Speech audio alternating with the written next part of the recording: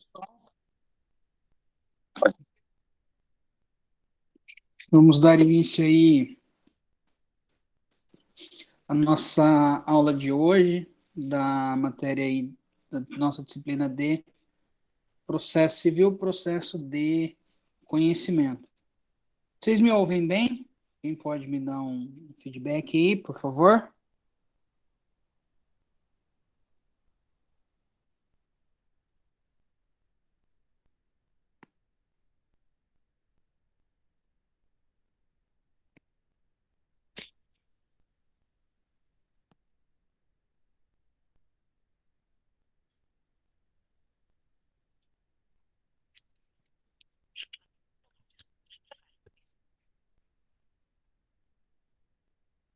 Bom,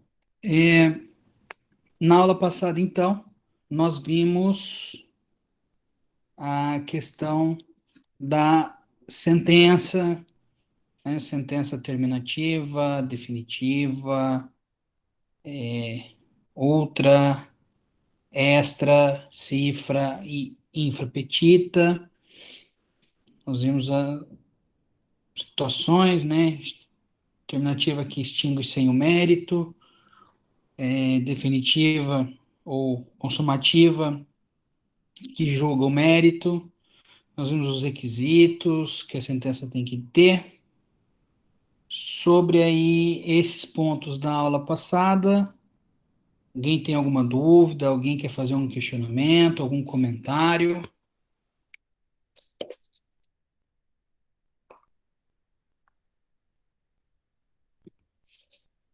Bom, então, dando continuidade aí, tá, à matéria, e a gente vê o final aí da matéria, né? Na aula passada nós vimos sentença, e hoje então nós vamos ver aí o que é a chamada coisa julgada, tá? Então, por definição, coisa julgada é aquela sentença ou aquela decisão, né, que analisa o mérito, tá? E não cabe mais recursos. Então, é uma decisão que transitou em julgado, tá? Então, nós vimos lá, né, que prolatada a decisão, tem o prazo de 5 dias para embargos de declaração, que devolve para o juiz reanalisar aquelas questões de obscuridade, contradição, omissão. Nós vimos lá quando nós falamos dos vícios, né, da ultrapetita, extrapetita ou citrapetita, ou da apelação quando eu quero rediscutir o mérito,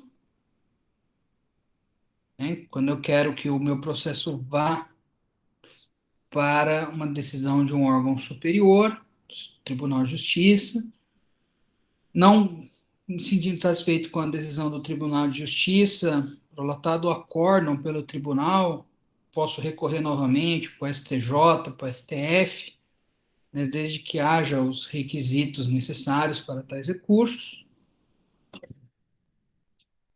Acabando todos esses recursos, né? Então, acabando aí as modalidades de recurso que eu posso ajuizar, ou eu não os ajuizando, então, passados 15 dias da sentença ou do acordo, não ter apresentado uma apelação ou um recurso Tribunal Superior, a minha sentença ela vai transitar em julgado.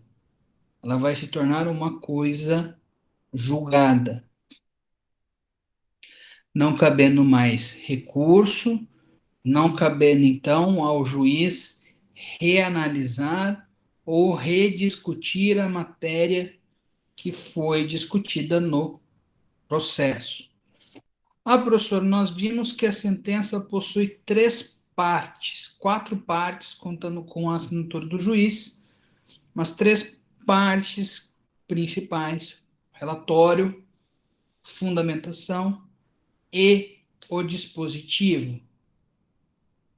O que faz coisa julgada, pessoal,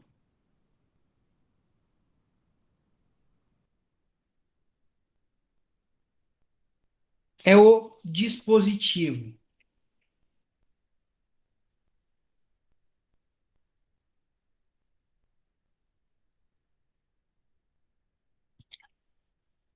Então, a fundamentação, os motivos que levaram o juiz a tomar aquela decisão e a verdade dos fatos não formam coisa julgada. Forma coisa julgada é a parte decisória propriamente dito, que é aí a parte dispositiva da sentença, ou a parte lá de conclusão do meu acórdão, né?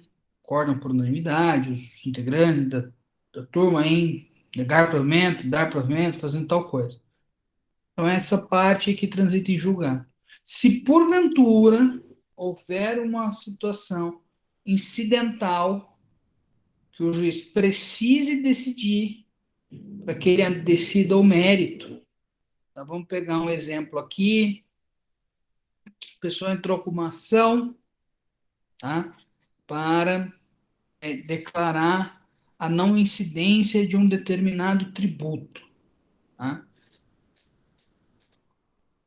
Para que o juiz julgue procedente ou improcedente, ele vai ter que fazer uma análise incidental para verificar, neste caso hipotético, tá, a inconstitucionalidade ou a constitucionalidade deste tributo. Então veja que é uma questão incidental, né? É uma questão que tem que ser resolvida antes de você resolver propriamente dito o mérito. Este ponto, aí se o juiz for competente, né, e for uma questão que necessite ser julgada para que ele consiga analisar o mérito, essa situação também transita em julgado. Beleza, professor?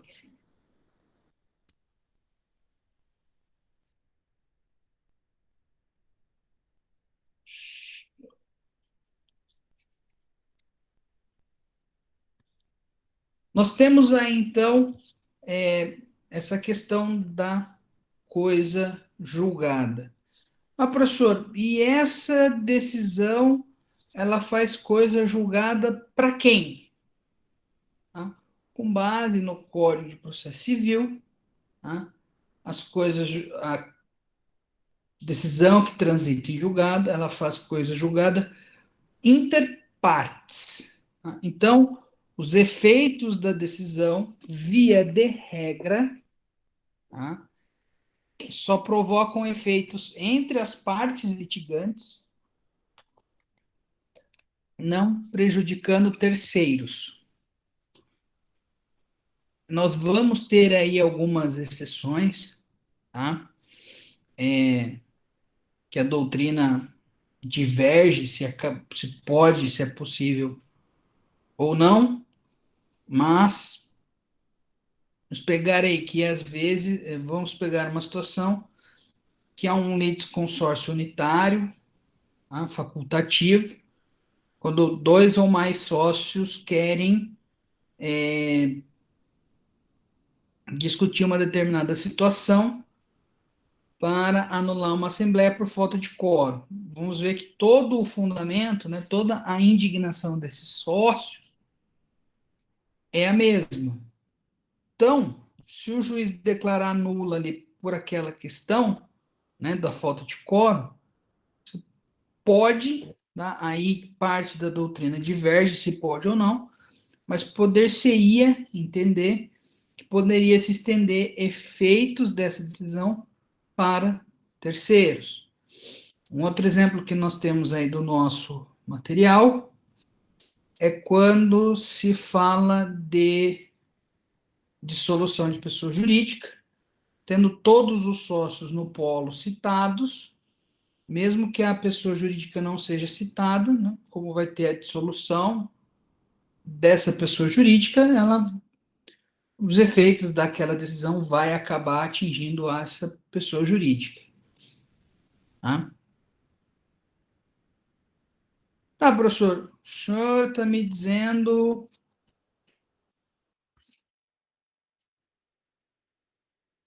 da coisa julgada, que ela é da sentença consumativa.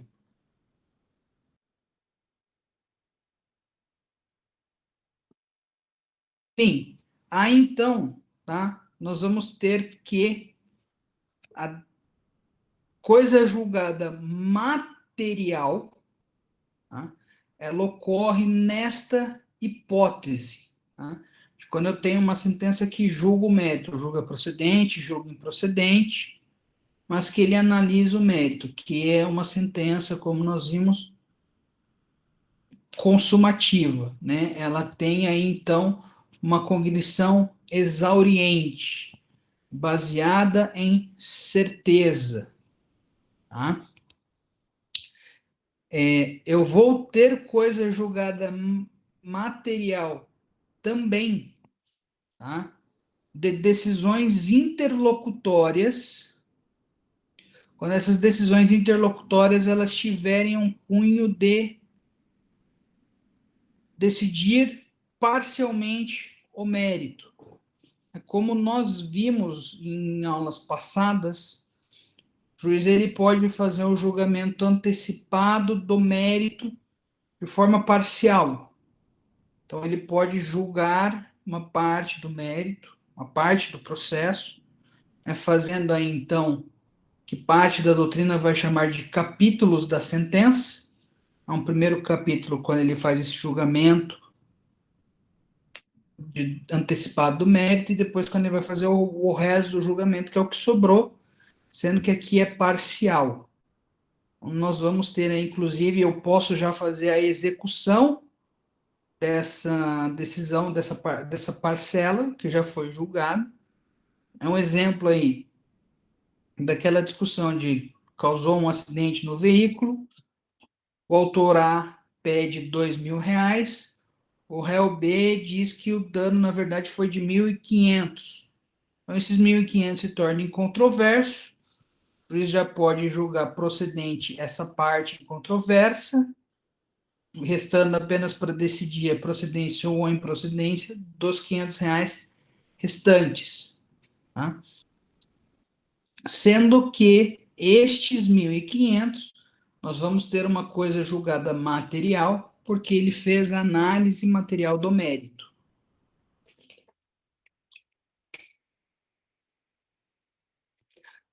Professor, sentenças terminativas, decisões interlocutórias que não analisam mérito, é uma decisão interlocutória, por exemplo, de cognição sumária, né, uma tutela antecipada, não fazem coisa julgada material. Material, não. Nós vamos falar aí que vai acontecer uma coisa julgada formal, né, porque dentro das formalidades do processo também tem essa coisa julgada. Lembrando lá que, né, sendo extinto um processo, o autor não pode mais discutir este processo, mas ele pode entrar com uma nova ação para discutir o mesmo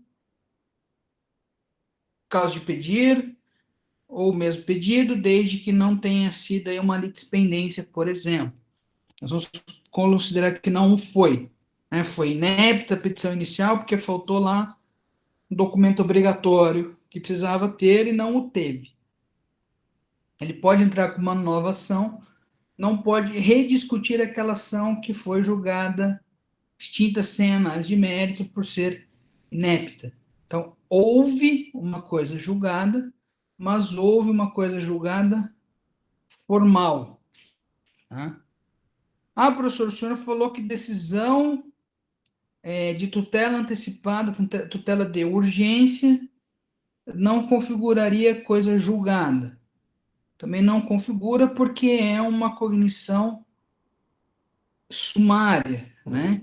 Veja que a cognição exauriente, que é quando se julga o processo, se julga o mérito, ela é baseada em certeza, baseada na verdade, produzida por toda a dilação probatória que ocorreu no processo. O julgamento, a análise de uma tutela de urgência, ela é uma cognição sumária não exauriente. Então, não é um juízo de certeza, não é um juízo valorativo, pelo livre convencimento motivado, de todo o conjunto probatório. Ela vai ser uma decisão proferida em questão precária e pautada na probabilidade, né? Tanto que um dos requisitos que nós vimos é a plausibilidade do direito. Não é a certeza do direito ou a veracidade do direito, é a plausibilidade do direito invocado. Tanto que, né, nós vimos que o julgamento da improcedência, por exemplo, ele revoga uma tutela de urgência proferida. Uma outra situação, a parte pediu uma tutela de urgência, ao despachar inicial, o juiz entendeu que não estava ali demonstrada a plausibilidade, a parte trouxe outras provas, outros documentos que demonstrou ali um agravamento da situação, né, que ela estava pedindo um medicamento. Com o agravamento da situação fática, o juiz faz uma nova análise e ele pode vir a conceder a tutela de urgência. Então, se fosse conjugada material, ele não poderia fazer essa reanálise da tutela de urgência e, uma vez indeferida, fazer uma nova análise, não a reanálise, e deferir ou indeferir novamente, ou o contrário, né, fazer uma análise deferindo e depois, após documentos trazidos pelo réu, provas produzidas nos autos, ele indeferir ou revogar aquela liminar concedida.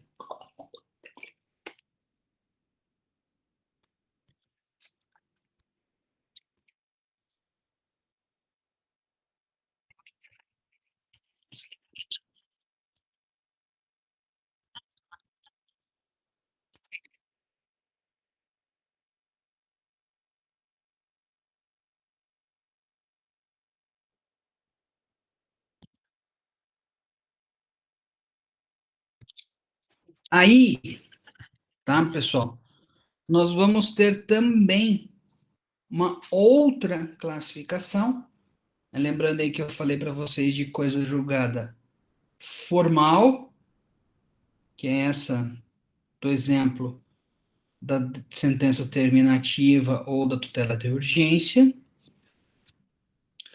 Coisa julgada material, que é quando nós vamos ter ali, então, coisa julgada quando se analisa uma sentença que julga procedente ou improcedente, e nós vamos ter uma coisa maximamente julgada ou soberanamente julgada. Ah, professor, por que maximamente ou por que soberanamente? O código nos traz, tá? No artigo 966 e seguintes, o rito da ação rescisória, tá?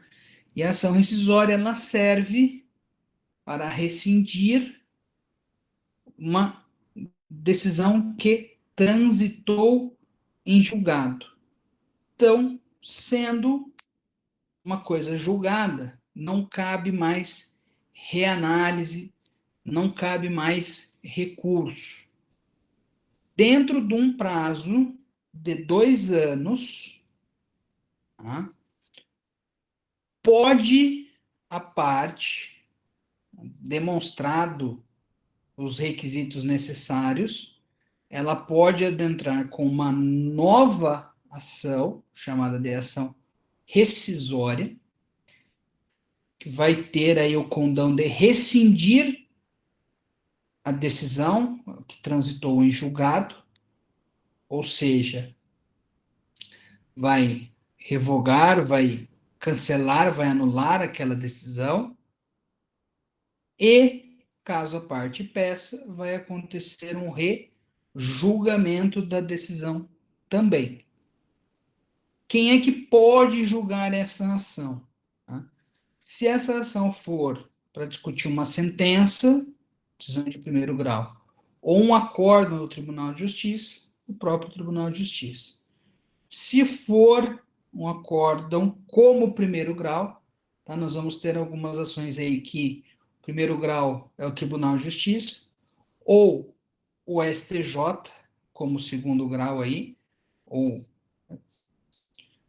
aí a ação rescisória é de competência do STJ, dentro de um prazo de 2 anos, preenchido vários requisitos específicos taxativos lá no 966 e seguintes do Código de Processo Civil. Então, nós vimos aí que, passado esse prazo de 2 anos, aí eu não posso efetivamente mais discutir aquela decisão, seja por qual motivo for. Aí se torna uma coisa maximamente julgada ou soberanamente julgada. Tá? Quando se fala lá da parte de execução da sentença, tá? O artigo 524 e seguintes do Código de Processo Civil, nós vamos ter um.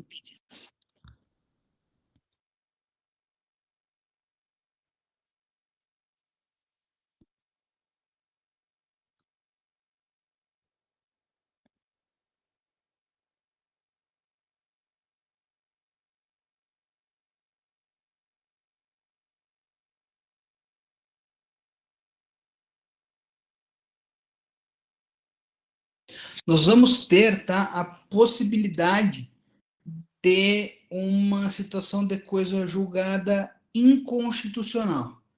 Vamos supor aí que aquela ação tributária que eu falei para vocês, o juiz entenda que o tributo, a incidência do tributo é constitucional e ela transita em julgado porque o autor não recorre. Em alguma situação futura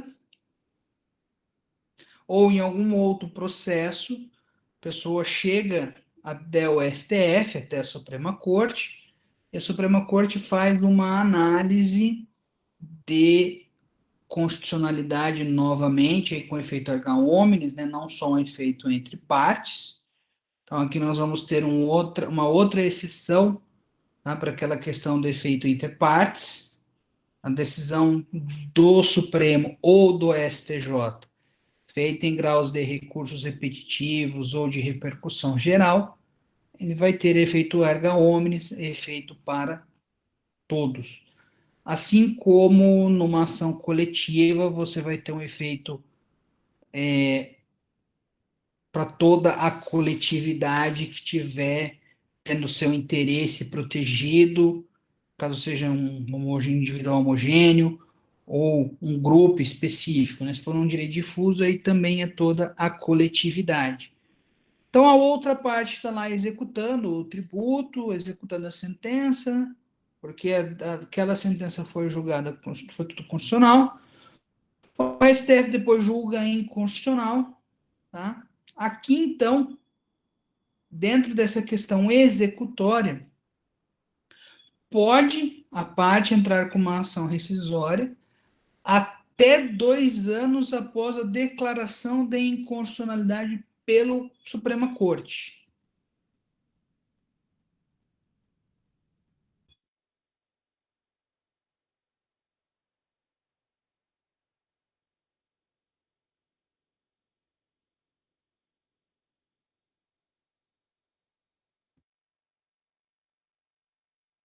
Então, veja aqui que, tá?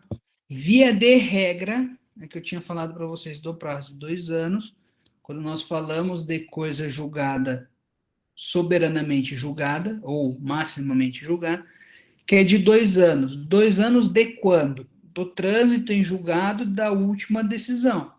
Então, se é uma sentença, da sentença, do acordo do acordo do tribunal. Eu tenho 2 anos para fazer este meu pedido rescisório.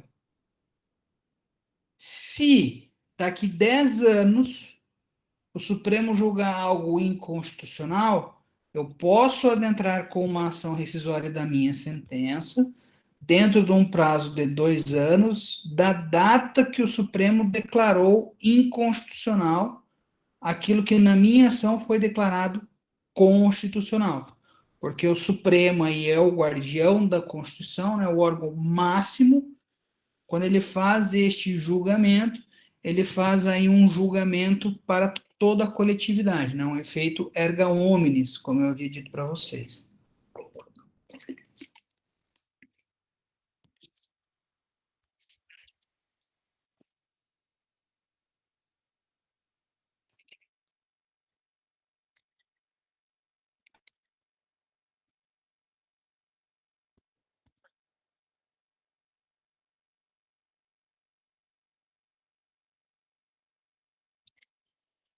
É uma, uma discussão diferente sobre se há ou não coisa julgada, que também não é pacífico na doutrina, é referente à coisa julgada no mandado de segurança. O mandado de segurança, então, é uma ação na qual a parte não pode realizar dilação probatória. Então, ela vai ter que demonstrar ali o seu direito, sendo um direito líquido e certo. Tá? Então, a parte entra com a ação, já junta todos os documentos, todas as provas possíveis para demonstrar que o seu direito é líquido e certo. A autoridade indicada como coatora, né, que quem praticou o ato que viola esse direito líquido e certo, vai ser notificada, prestar informações no prazo de 10 dias, depois vai ser ouvido o Ministério Público e vai para o juiz prolatar sentença de mérito. Julgando procedente, ele vai conceder a segurança. Julgando improcedente, ele vai denegar a segurança. A grande controvérsia da doutrina paira quando ele denega a segurança por ausência de provas do direito líquido e certo. Então, veja, o juiz está dizendo que, olha, você não comprovou, eu estou julgando improcedente porque você não comprovou a existência de um direito líquido e certo.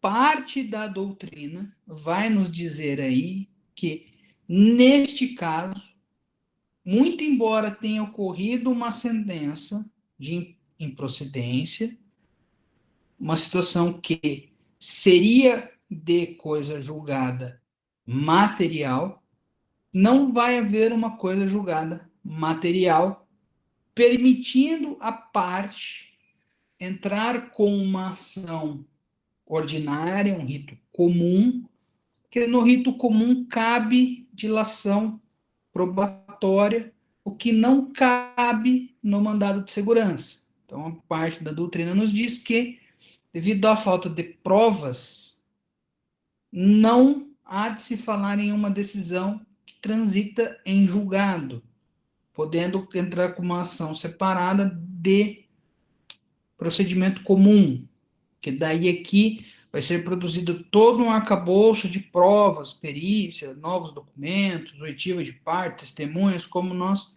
já vimos nas aulas anteriores. Parte da doutrina entende que sendo uma sentença que denega a segurança, ou seja, que julga improcedente, provoca coisa julgada, e a parte impetrante, a parte que entrou com o mandado de segurança, não poderia entrar com uma nova ação, nem mesmo pelo rito comum, porque ficou comprovado que ela não possuía direito. Então, já obstaria o ajuizamento de uma nova ação, até porque a questão da coisa julgada é uma matéria de preliminar que pode ser alegada em contestação, como nós já vimos quando nós falamos em resposta do réu, né, que a parte vai alegar ou litispendência ou coisa julgada. A diferença, então, é que a litispendência as duas estão em curso, a coisa julgada uma já terminou.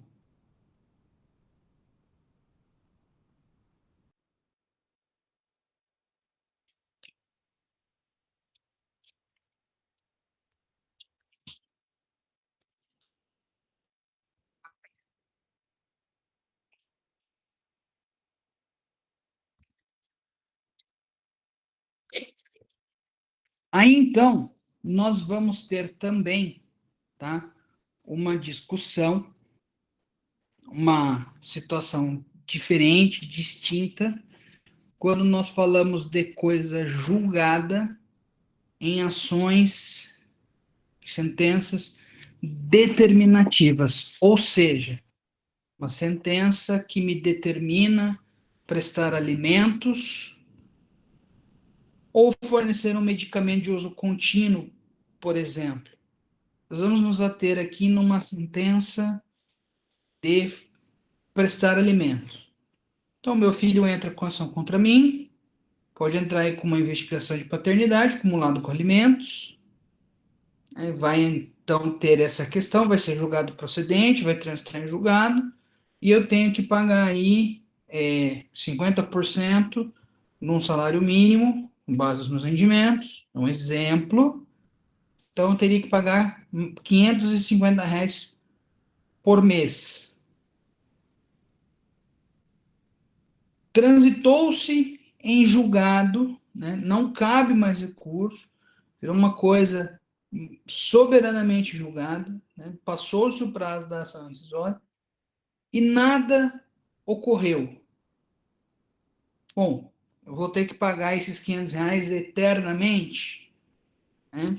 Então, nós vamos ter aí duas possibilidades nessa questão das sentenças determinativas, que são exceções, tá, a essa imutabilidade da coisa julgada. Primeiro delas, tá, primeiro delas, aliás, é uma ação que vai ser uma ação revisional de alimentos, tá? Havendo alteração na minha situação econômica, para mais ou para menos, aí vai depender de quem vai ser o autor. Se for podendo, então, minorar ou majorar os valores da pensão prestada por mês. Então, veja, por mais que eu tenha tido aí uma sentença que transitou em julgado, que virou uma coisa julgada, que não caberia mais recurso, soberanamente julgada, que não caberia mais ação rescisória, eu posso rediscutir a matéria, tá? Neste caso da decisão determinativa, havendo uma melhora da minha condição econômica. Meu filho, então, vai entrar com uma revisional para aumentar o valor da prestação de alimentos. Em vez de ser 50% ou meio salário mínimo, pode passar a 75% ou 3/4 do salário mínimo. Da mesma forma, se a minha condição econômica piorar, eu posso entrar com uma revisional de alimentos para minorar de 50% para 30% do salário mínimo, né? Que é aí o tido pela jurisprudência como o mínimo. Ou também eu posso entrar com uma ação, tá? Que daí é a minha segunda hipótese, que é uma ação de. Não seria propriamente dito uma revisional, né? Que normalmente o pessoal fala de revisional para majorar ou minorar, mas seria uma ação para me desobrigar de prestar alimentos. Então, esse meu filho já completou 18 anos, ele está trabalhando, ou ele casou, ou ele entrou na universidade, eu tenho que pagar até os 24, mas a partir dos 24 aí, ele já tem uma possibilidade de trabalhar, posso me desonerar de pagar alimentos, mas sempre mediante uma ordem judicial, porque quem me determinou pagar os alimentos foi o Poder Judiciário. Então, uma vez determinado pelo Poder Judiciário, eu só posso pagar a menos ou deixar parar de pagar com uma nova ordem judicial. Se eu pagar a menos ou deixar de pagar sem uma revisional, sem uma decisão que me desobriga a pagar, eu vou estar descumprindo a sentença, né? Posso sofrer aí uma ação de execução, até a possibilidade aí de prisão civil por inadimplemento da pensão alimentícia, que é a única coisa que hoje pode dar prisão civil por inadimplemento no Brasil.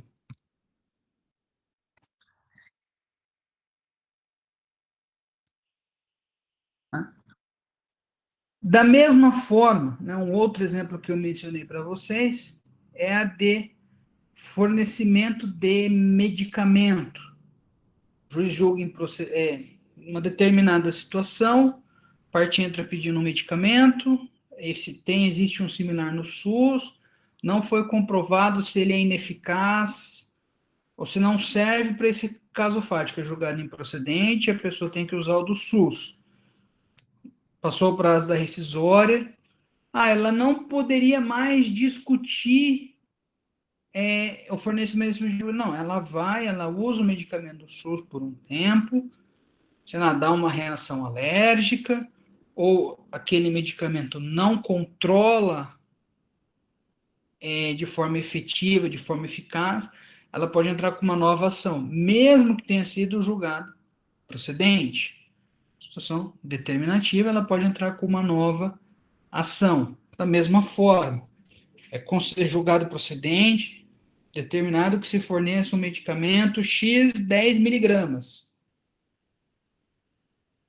Havendo uma piora, precisando de um medicamento mais forte, né, a pessoa pode rediscutir a matéria para que haja um aumento da dosagem ou haja a troca para um medicamento mais forte, mais eficaz.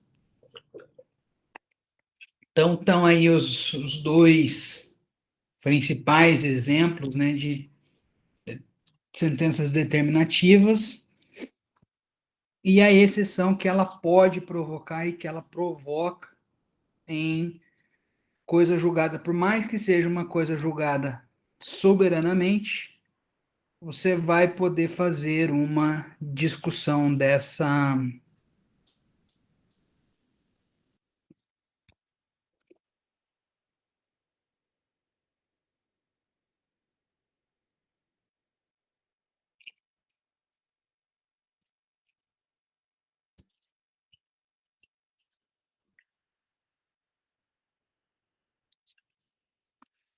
Aí, pessoal, essa questão dessa discussão aí da decisões determinativas, tá?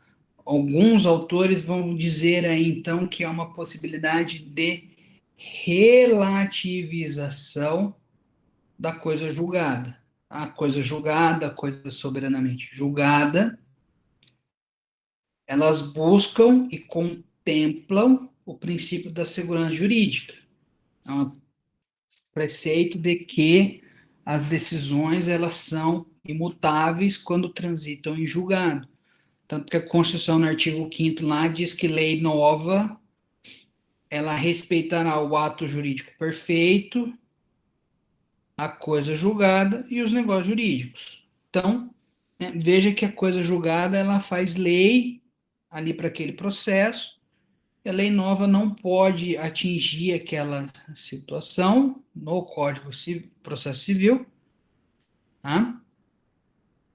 A não ser aí a possibilidade de uma ação rescisória, mas sendo soberanamente julgada, nem neste aspecto. Nós vamos ter essas questões que permitem a relativização. Então, esses dois exemplos que eu passei para vocês de alimentos e de medicamentos, né, que das decisões determinativas, então é um exemplo aí de relativização da coisa julgada.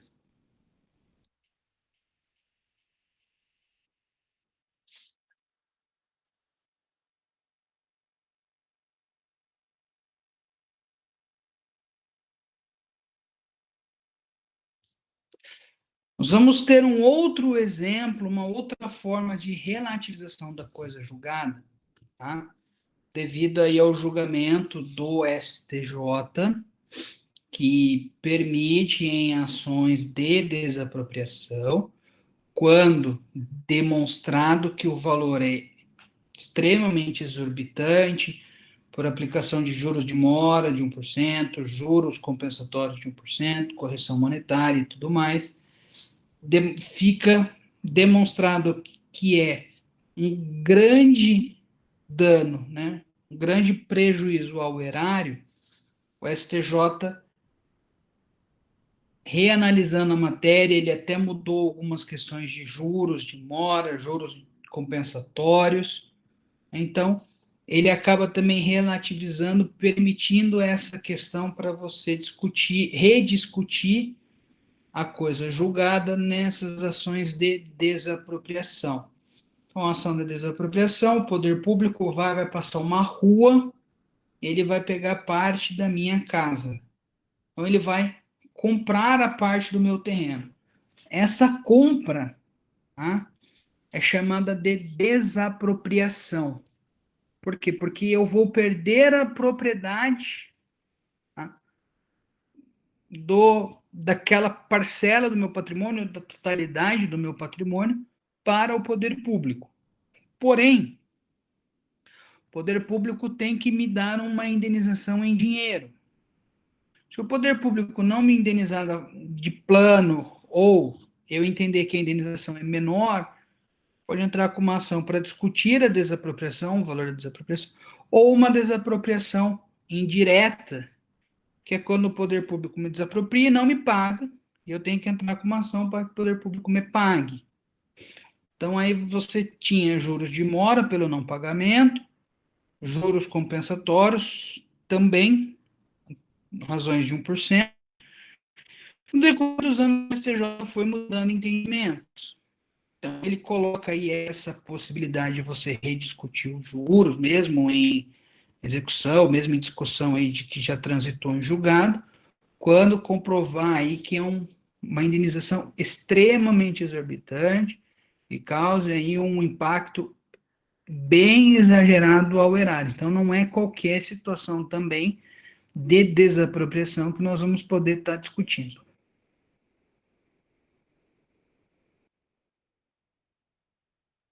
Até porque nós vamos ter o interesse público, né? Você tendo muito dinheiro saindo do cofre público para pagar essas indenizações, você vai ter menos dinheiro para atender outros direitos, educação, saúde, segurança.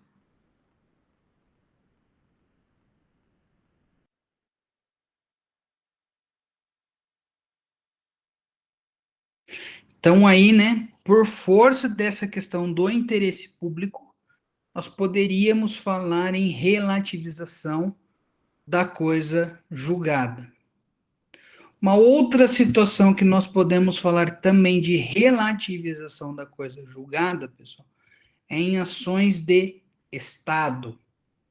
Ah, professor, o que que é uma ação de Estado? Uma ação de Estado é uma ação que diz respeito ao estado da pessoa.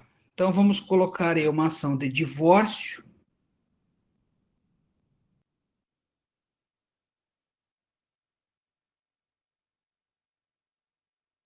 ou de paternidade. Então, é uma situação que busca criar, modificar ou extinguir o estado da pessoa.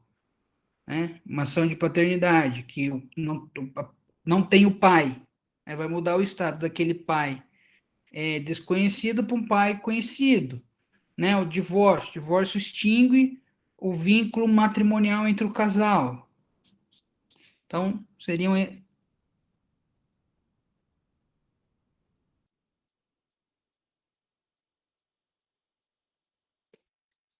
Aqui um exemplo, tá? Seria naquela questão também da ausência de provas da ação de reconhecimento de paternidade, quando não havia o exame de DNA.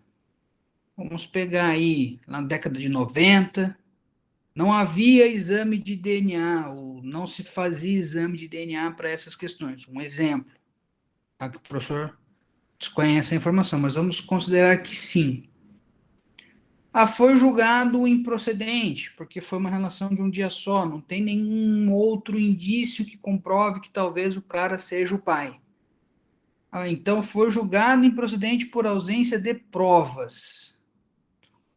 Sobrevindo a possibilidade do DNA, de uma prova pericial, de uma prova técnica, de uma prova melhor, aí então começou-se a entender pela jurisprudência a possibilidade de relativizar, de poder fazer novamente essa discussão, para se produzir essa prova nova, para se, para se reforçar a improcedência ou para afastar a improcedência, para reconhecer ou não a paternidade. Um outro exemplo aqui, né, quando nós formos falar, por exemplo, de interdição.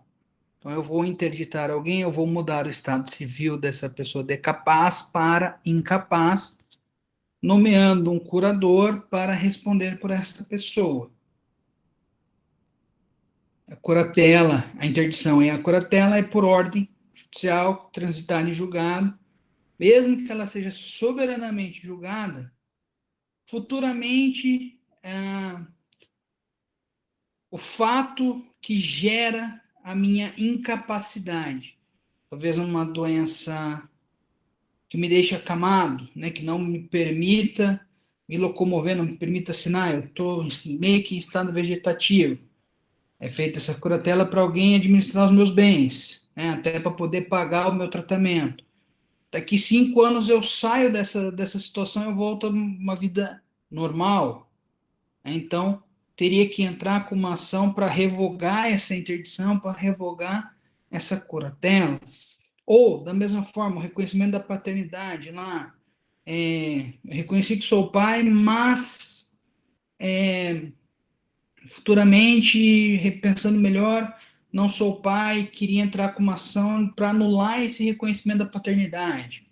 Então, para modificar o estado aí, né, que também pode vir a acontecer.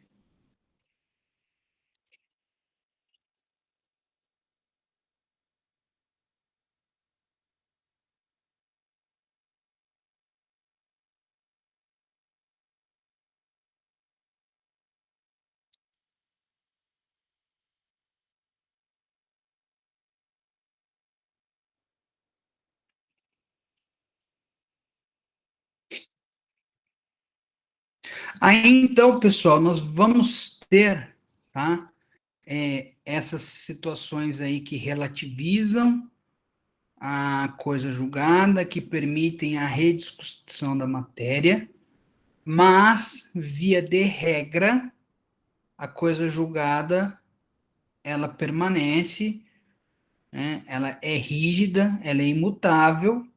A partir do momento que passa os 2 anos da ação rescisória, inclusive, não há nem como discutir novamente, salvada essas hipóteses. Então, dos efeitos da coisa julgada. né? A coisa julgada material, então, é vinculativa. A formal também vai ser vinculativa, porque vincula aquela decisão às partes, por mais que ela seja formal, ela vai vincular aquela situação não podendo discutir novamente naquela ação.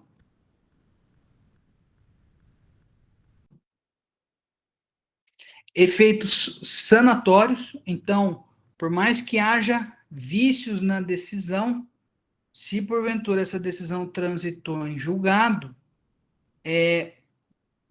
esses vícios são convalidados, eles são sanados, tá? Por isso que é importante um embargo de declaração, ou uma apelação, ou um agravo, ou um recurso para o Tribunal Superior, para sanar eventuais vícios. Está ela transitando em julgado, eu vou poder entrar com uma ação rescisória para afastar determinados vícios de impedimento ou de nulidades absolutas.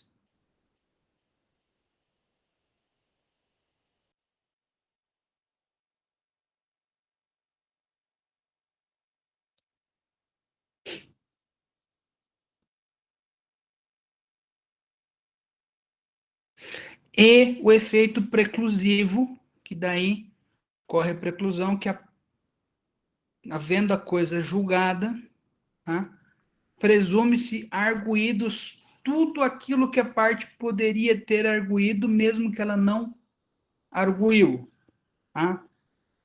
A parte sofre uma ação, dizendo que ela tem que pagar lá 10 mil, ela poderia dizer que não é 10 mil, é menos porque o serviço foi prestado de má qualidade e poderia alegar prescrição.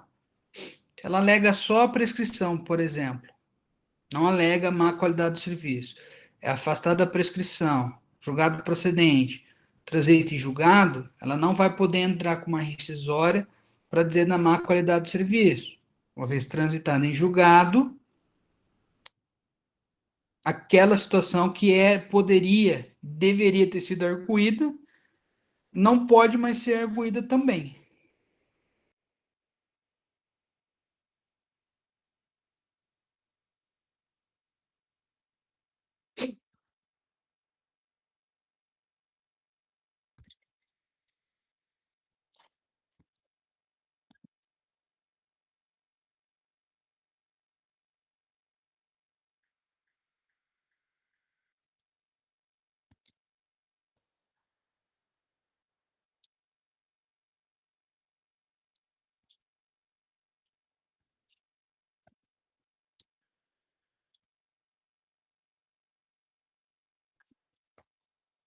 Ah, eu falei para vocês aí, né, de coisa julgada e de preclusão.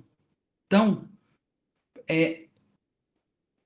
por mais que não haja coisa julgada, nós temos que distinguir também aí a coisa julgada da preclusão. Tá? A preclusão, ela sempre vai ocorrer quando alguma situação ocorrer. Então, assim, eu tenho um prazo para me manifestar. Se eu não me manifestei, tá? Houve uma preclusão temporal aí por ter passado o prazo, então, eu não posso mais voltar ali. Então, eu deixei de fazer um agravo de uma tutela de urgência que foi deferida, precluiu. Eu não vou poder agravar em qualquer outro momento. Tá? Então, aí vai ocorrer uma preclusão, mas não necessariamente vai ocorrer uma coisa julgada. Porém, ocorrendo a coisa julgada, vai ocorrer a preclusão, porque eu não vou mais poder arguir, não vou poder mais recorrer, não vou mais poder fazer nada. Então, é um dos efeitos da coisa julgada, a preclusão, mas a preclusão pode acontecer e ela ocorre em qualquer fase do processo.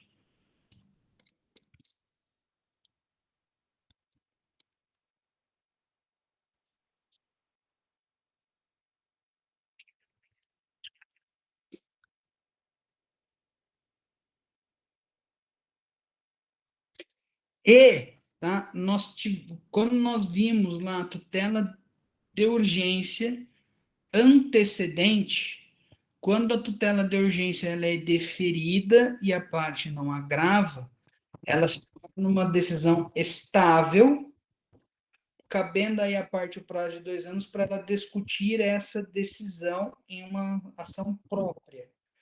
Veja aí que, mesmo a decisão que se torna estável, ela não necessariamente provoca um efeito de coisa julgada, que ela pode ser discutida dentro desses 2 anos conforme o próprio código. Então, lembrando, a parte entra com a ação pedindo uma tutela de urgência provisória, tutela provisória de urgência, perdão, caráter antecedente é concedido, a parte não agrava, não recorre da decisão, essa decisão é tornada estável e o processo finda, tendo aí um prazo de 2 anos para se discutir essa decisão que se tornou estável, sob pena de daí não poder mais ser discutido, conforme diz lá o artigo 304, 303, 304 do Código de Processo Civil.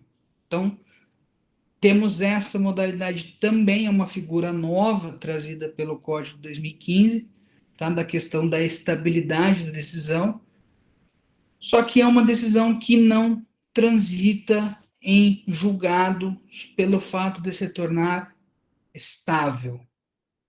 Tá? Também aí uma diferença, né, entre coisa julgada e decisão estável.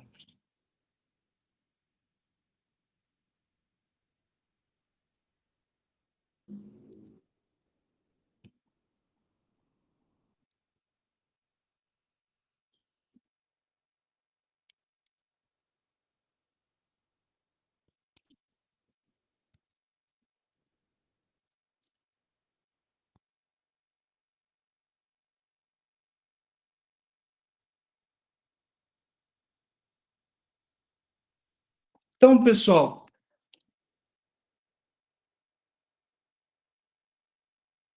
referente à teoria da coisa julgada, era isso. Tá?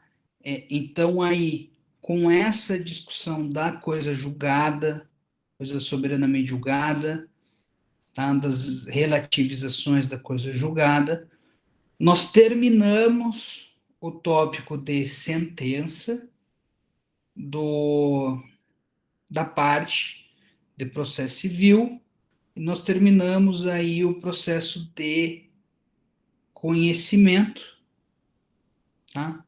Aí, então, na próxima aula, o professor vai trazer alguns tópicos diferenciados, aí nós vamos falar de mais da ação rescisória, tá? E na nossa próxima aula, que vai ser dia 23, e dia 30 é a nossa revisão, que aí a partir do dia 1º começa as avaliações de vocês. Então, nós temos aí mais uma aula, depois a nossa revisão e acaba o nosso semestre. Tá? Quero relembrar vocês para fazerem as atividades lá que conta a presença, conta a nota. Tá? Alguém tem alguma dúvida, algum questionamento, algum comentário?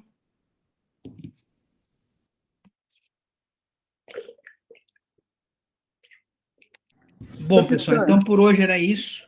Tudo certo, professor. Obrigada. Então por hoje era isso. Uma boa noite a todos, uma boa semana. Até a nossa próxima aula. Boa noite, professor. Boa noite. Boa noite, professor. Obrigado. Boa noite.